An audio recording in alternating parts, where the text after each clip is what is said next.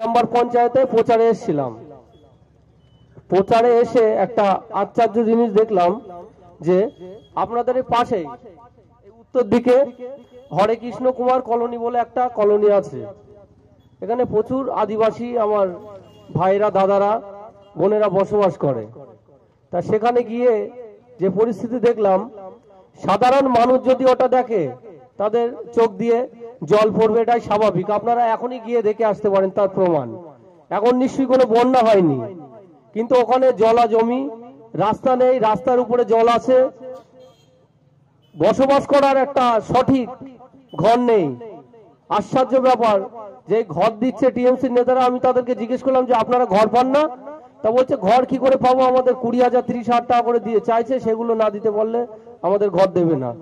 আমি গেলাম, আমি নিজে জলের উপর দিয়ে গিয়ে তাদের অভিযোগ শুনলাম এবং তারা আমাদেরকে বললো যে এই বিষয়।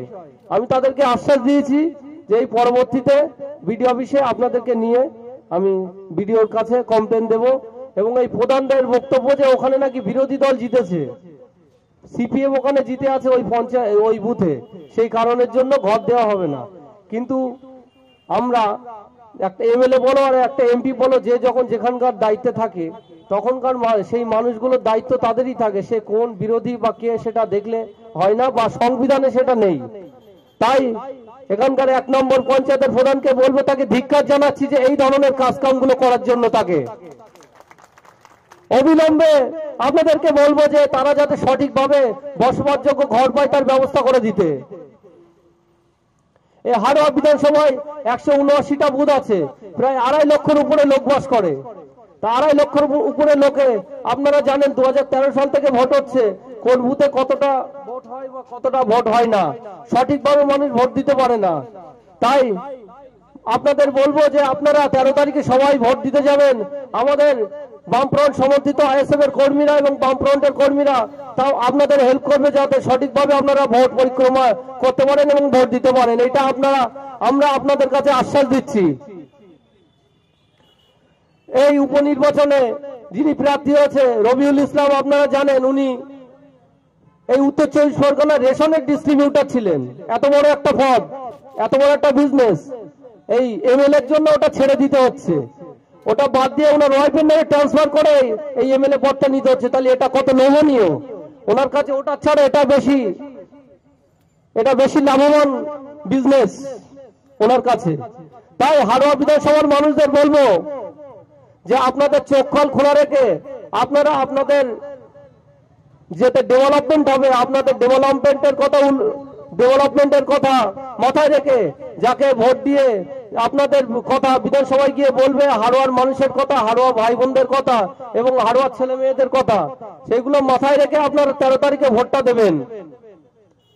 এই 2.5 লক্ষের উপরে লোক হাড়োয়া বিধানসভাতে বাস করে। একটা কলেজ আছে, একটা ডিগ্রি কলেজ নেই।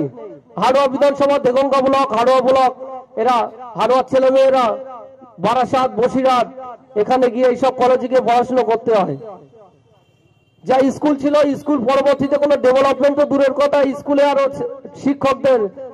শিক্ষক যদি কোনো স্কুলে 40টা ছিল সেটা আরো কমে দাঁড়িয়েছে, 30টাতে দাঁড়িয়েছে। পরবর্তীতে এই সরকার আসার পরে পরবর্তীতে কোন রকম স্কুল তৈরি হয়নি, মাদ্রাসা তৈরি হয়নি।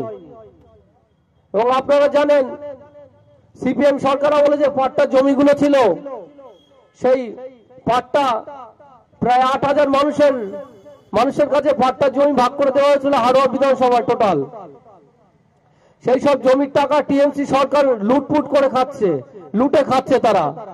এবং লোকাল কিছু নেতৃত্ব আছে, তারা নিচ্ছে আর প্যাকেটজাত করে বারাসাতে পাঠাচ্ছে এবং কালীঘাটে পাঠাচ্ছে।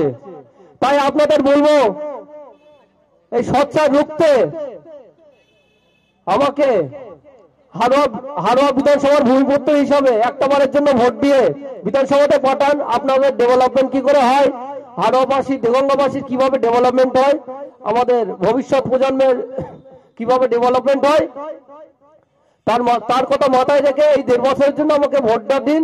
ভোট দিয়ে বিধানসভাতে পাঠান। আমি আপনাদের কথা বিধানসভাতে তুলে ধরবো এবং আমাদের ছোট ভাইজান নওশাদ সিদ্দিকীর হাত শক্ত করার জন্য আমাকে বিধানসভাতে পাঠান। এই বলে আমি আমার বক্তব্য শেষ করছি। ইনকিলাব জিন্দাবাদ, আইএসএফ জিন্দাবাদ, সংযুক্ত মোর্চা জিন্দাবাদ।